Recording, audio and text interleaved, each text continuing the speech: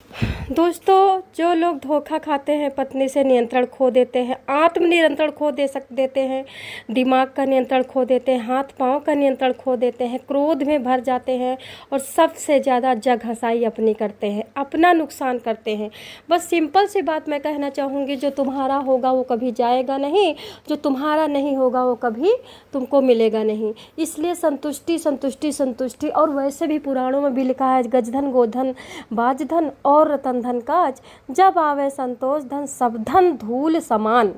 संतुष्टि से बढ़कर के कुछ नहीं, बस रिश्ते नाते शरीर के हैं, बॉडी के हैं, काम के हैं, बिजनेस के हैं, लेन के हैं, देन के हैं। अगर तुम्हारी पत्नी तुमको रोज़ रोटी देती है तो तुम पत्नी मानते हो, रोटी नहीं देती तलाक ले लेते हो।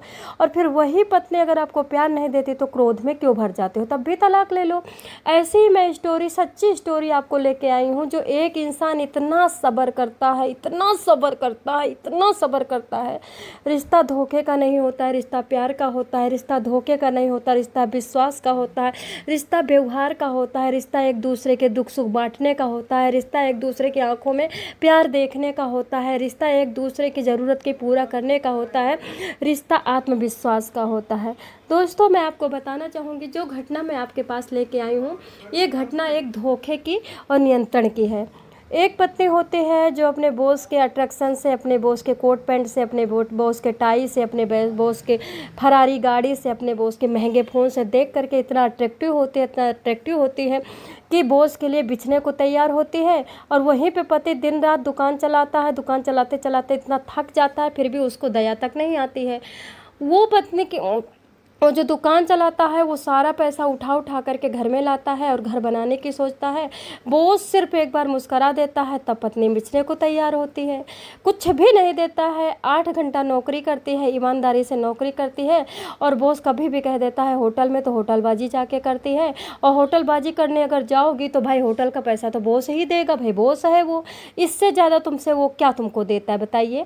तुम्हारे शरीर का भोजन करता है, भोगन करता है, तुम्हारे शरीर को शोषण करता है, तुमको कुचलता है। और तुम कहती हो कि नहीं, पति से अच्छा तो वो है। कैसे वो हो सकता है। और जो दिन रात बेकरी पे दुकान पे करता है, 18 घंटा ड्यूटी करता है, उसको तुम देखना तक नहीं चाहती हूँ। तो दोस्तों, ऐसे ही मियाँ बीवी के धोखे की ये स्टोरी है। सिर्फ रिश्ते के टूटने की नहीं, बल्कि ऐसे पति की ये स्टोरी है जिसने गुस्से में गलत फैसला नहीं लिया, चुप रह कर के बर्दाश्त किया। जब उसने पत्नी का अफेयर जाना, पत्नी का धोखा देखा, पत्नी का चापलूसी देखी, पत्नी को इस तरह से पीठ पीछे चाकू भोंकते देखा, तो वो समझ गया कि अब मेरा ही बुरा होना है। दोस्तों, ये बंदा कौन है? ये राहुल है। राहुल के शादी के 5 साल हो चुके थे, सब कुछ अच्छा चल रहा था। राहुल को लगता था कि मेरी पत्नी हीरोइन है, मेरी पत्नी इतनी पढ़ी लिखी इंटेलिजेंट है, मेरी पत्नी कोट पैंट पहन करके जब ऑफिस की गाड़ी से जाती है तो बड़ी बड़ी औरतें देखती रह जाती हैं, मैं कितना लकी हूँ। लेकिन सच में वो धोखा था, वो खोखला था, वो प्लास्टिक की लकी थी। वो कोई लकी वकी नहीं था, सिर्फ एक भरम था।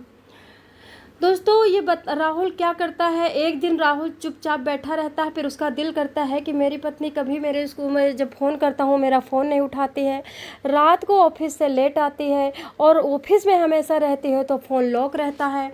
मतलब मेरी पत्नी करती क्या है, मुझे ज़रा सा भी भाव नहीं देती है। कितनी स्मार्ट है, कितनी कॉन्फिडेंट है, एक कॉर्पोरेट कंपनी में काम करती है।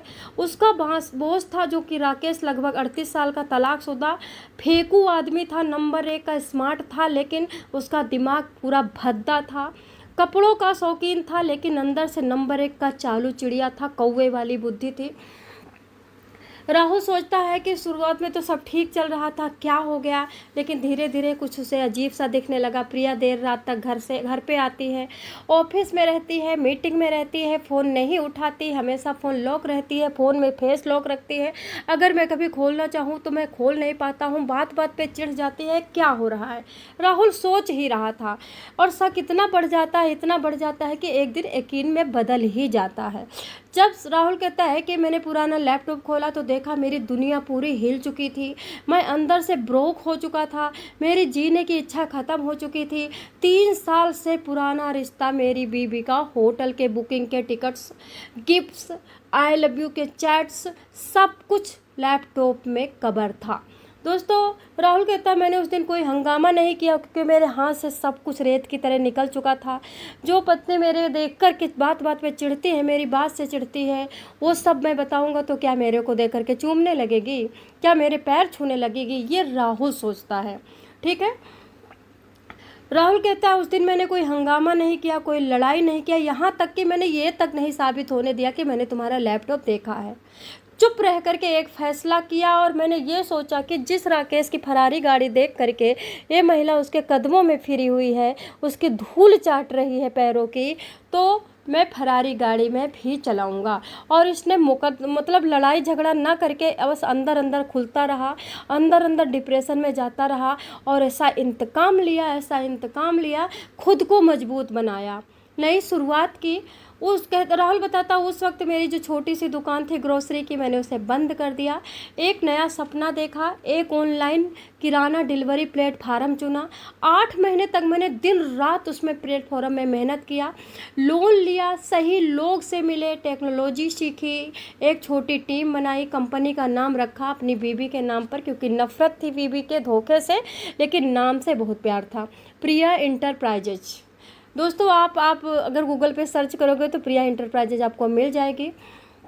नाम इसलिए नहीं कि राहुल बताता है मैंने नाम इसलिए नहीं उसका छोड़ा क्योंकि मुझे प्रिया नाम से काफ़ी लगाव था पहले से ही, और अगर वो प्रिया मेरे जीवन में नहीं होती तब भी मैं प्रिया ही नाम रखता क्योंकि प्रिया के नाम से ही लगाव था, बल्कि इसलिए कि वो मेरी सच्चाई याद दिलाता रहेगा, इसलिए भी मैंने प्रिया का नाम रखा कि मुझे याद दिलाता रहेगा कि किसी पे भरोसा नहीं करना है। धीरे धीरे कंपनी चल पड़ती है। एक दिन प्रिया रोते हुए मेरे पास आती है और अभी तक प्रिया को बताता है कि नहीं पता था कि मैं उसकी सारी सच्चाई जान चुका हूँ।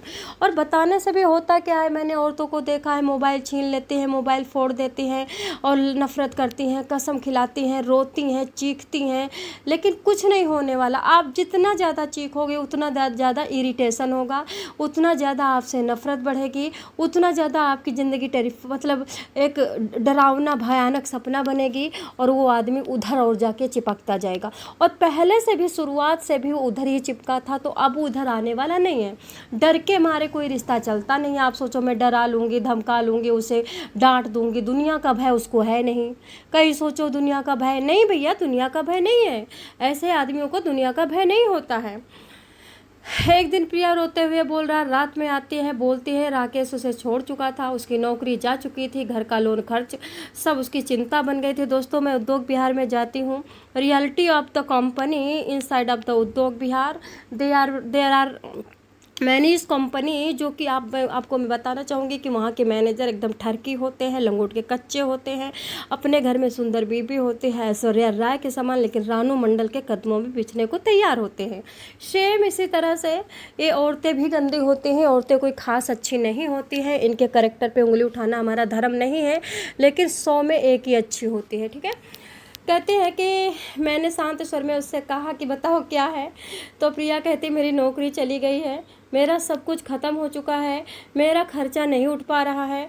जब अपनी कंपनी नई खोली थी तो वहीं पे एक फ्लैट ले लिया था और घर को छोड़ दिया था, और प्रिया ने पूछा भी नहीं था कि राहुल तुम वहाँ क्यों रहने लगे हो। सोचने वाली बात है कि इतना अपने बॉस पे फिदा थी और चाहती थी अगर ये राहुल उसके पास रहता ना तो ये जान से हाथ धो बैठता, गंवा देता, आप नीले ड्रम में चला जाता।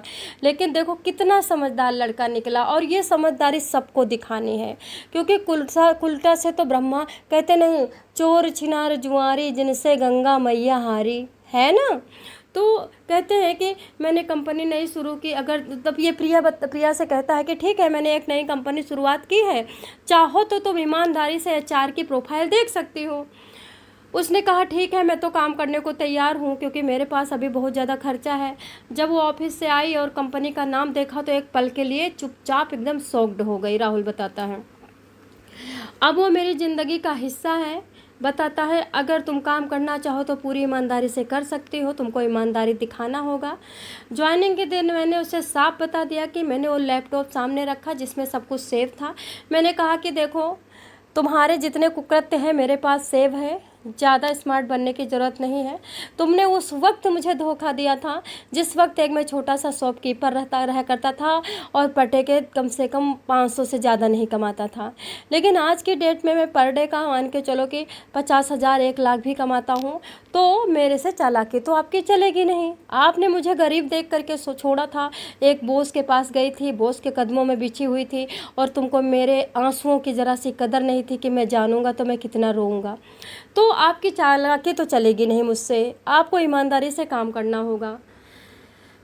प्रिया रोने लगी, माफ़ी मांगने लगी, उसके पैरों में पड़ गई, मुझे माफ़ कर दो, अपनी गलती स्वीकारने लगी। मैं बहक गई थी, मैं भड़क गई थी, मेरे को चापलूसी पसंद आ गई थी उसकी, वो लगता था दिल से मुझे प्यार करता है। राहुल बताता है आज 2 साल बीत चुके हैं। प्रिया इंटरप्राइजेज एक सफल कंपनी है जिसका सालाना का टर्नओवर करोड़ों में है। प्रिया अब एक जिम्मेदार प्रोफेशनल की तरह काम करती है। हमारा रिश्ता पहले जैसा तो नहीं है, क्योंकि रिश्ता टूटने के बाद कभी जुड़ता नहीं है, लेकिन अब उसमें झूठ नहीं है। मैंने सीखा कि बदला सबसे ज़्यादा असर करता है जब चुप रह कर के बर्दाश्त करो, खुद को इम्प्रूव करो, खुद को मजबूत बनाओ, खुद को बड़ा बनाओ, सामने वाले की लकीर से बड़ी लकीर खींचो, खुद की गलती देखो, दूसरे की गलतियों पे उंगली ना उठाओ। उसकी गलती को उंगली उठाने का उसका टाइम बहुत जल्दी आने वाला है और वक्त उसे सिखा देगा। रिश्ते और फैसलों की सच्चाई जानो। कहते हैं कि इस बीबी ने धोखा दिया, कहानी मतलब वो बताता है राहुल की समझ में जब आता है दुनिया में कि मरने के बाद भी कोई साथ रहे। 4 दिन का रिश्ता है, भावनाओं से रिश्ता नहीं चलता भाई। ईमानदारी, मेहनत और इंसान को दिखाना पड़ता है कि नहीं मैं तुम्हारे लिए 100% समर्पित हूँ। और जब भरोसा टूटता है तो उससे सहना आसान नहीं होता है, पूरा पूरा जीवन एकदम खलस बन जाता है। नियंत्रण करना ही एक हमारे पास रास्ता होता है, क्योंकि धोखेबाज को हम सुधार नहीं सकते और उसको नया बना नहीं सकते। इसलिए राहुल ने वही किया जो हर इंसान को करना चाहिए। उसने खुद को साबित किया कि नहीं, आप राकेश के कदमों में बिछी हो, मैं राकेश से बेहतर हूँ क्योंकि मैं ईमानदार हूँ। गुस्से में लिए गए फैसले हर कुछ बिगाड़ सकते हैं, धैर्य और मेहनत से किया गया काम ज़िंदगी बदल सकता है। सच्ची जीत सामने वाले को नीचा दिखाने में, खुद को ऊपर उठाने में है। अगर आपको ये कहानी सोचने पे मजबूर करे, ये राहुल की स्टोरी और प्रिया इंटरप्राइजेज के मालिक की बात अच्छी लगे, तो आप लोग भी दिमाग लगा करके नीले ड्रम से बचें। बस इससे ज़्यादा